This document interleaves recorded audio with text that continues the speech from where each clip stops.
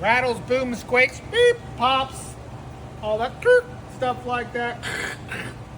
All right, so some of these noises coming from, look at this bushing, totally tore out. That's a pop. Could be a bang, right?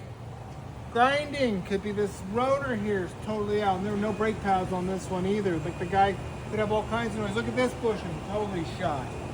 That's a pop, bang. Squeak, absolutely. Here again, two more. This is what's mounting this differential. Look at these things, they're a shot, right? So in here there's bushings. Now, if one bushing set here is shot and the car has got the same amount of miles, they're all shot. All these bushings have to be done. Popping, rattling noises, usually a strut or a shock.